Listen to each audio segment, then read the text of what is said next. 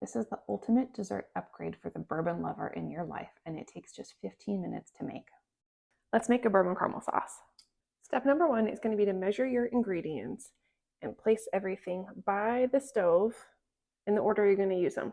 You'll need 1 cup of granulated sugar, a 1/4 cup of water, 1/2 cup of room temperature heavy cream, a teaspoon of vanilla extract, a tablespoon of bourbon, and a 1/4 cup of unsalted room temperature butter. Today I'm using an Angel's Envy rye because it's already a little bit on the sweet side. You can use anything that you like the flavor of. The rest of your ingredients need to be room temperature. If you don't take them out early enough, just pop your cream in your butter in the microwave for 30 seconds. Into my medium saucepan, we're going to do a cup of granulated sugar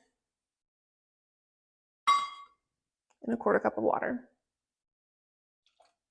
Before you even turn on the burner under your heavy pot, mix the sugar in the water so that they're combined really evenly. Then we're going to turn the burner on somewhere between like a 5 and a 6 or medium heat. Okay, I want to see exactly how long it takes for this sugar to caramelize. So we're going to start a stopwatch.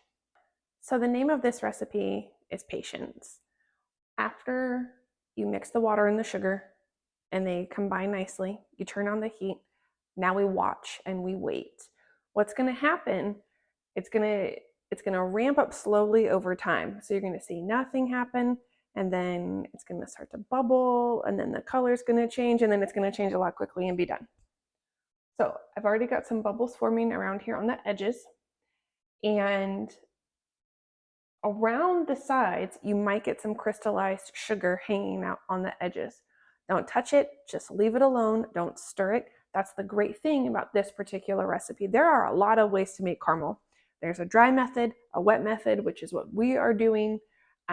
It's the lowest impact. There's no constant stirring. We're just going to wait until we reach the color that we're looking for. Then we're going to shut off the heat and add the rest of our ingredients. It's really easy if you trust the process and just don't stir. All right, stage 1, a light bubble around the edges. All of this around here. As the mixture continues to bubble and the temperature rises, all of these bubbles are going to close in the center. Okay, it's been about 5 minutes. Our bubbles have totally covered the surface now. All right, 7 minutes in, we have a nice consistent bubble, and I think that champagne color is going to pop up any second, which is going to be our stage 2. All right, we are basically 10 minutes in. This is stage 2 right here. So we've got champagne color around here, just like the bubbles formed. The color is going to form and tighten up until it gets to the center. What we are looking for is a deep amber color, somewhere kind of in between our bourbon and our vanilla. Not as dark as the vanilla, but a little bit darker than the bourbon. Almost 12 minutes.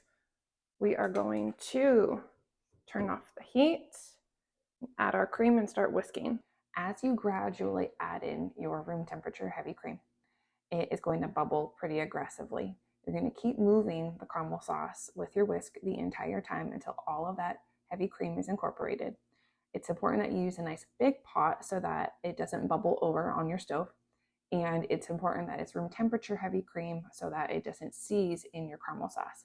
I'm speeding up how long it actually takes for you, just because there's no reason to watch the entire thing, but you're going to continue to whisk until it stops bubbling. All right, I'm going to go ahead and add my bourbon.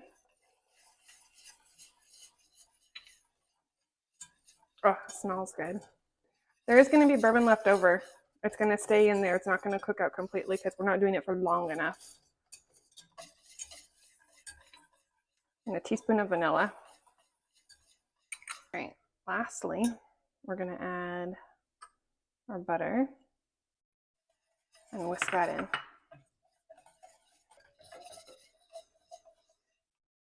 It smells heavenly.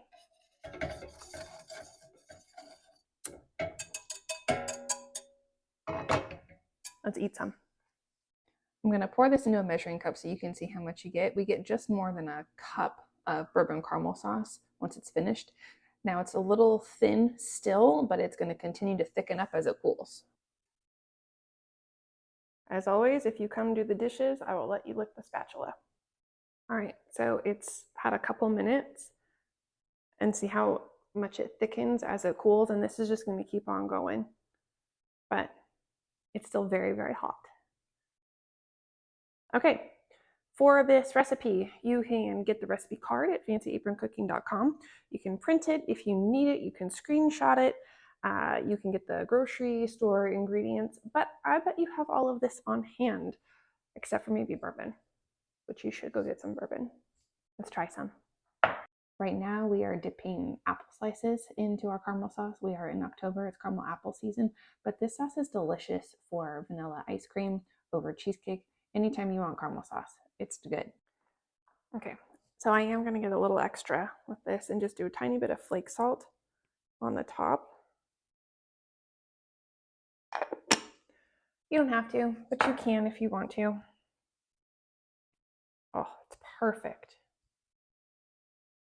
So anything you would want to dip caramel, dip in this.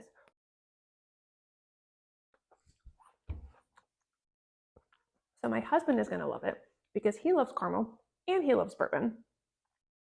Keep your bourbon caramel sauce in the refrigerator in an airtight container for up to 2 weeks. When you're ready to eat, pop it in the microwave in 30-second intervals, stirring between each one, and it's good to go.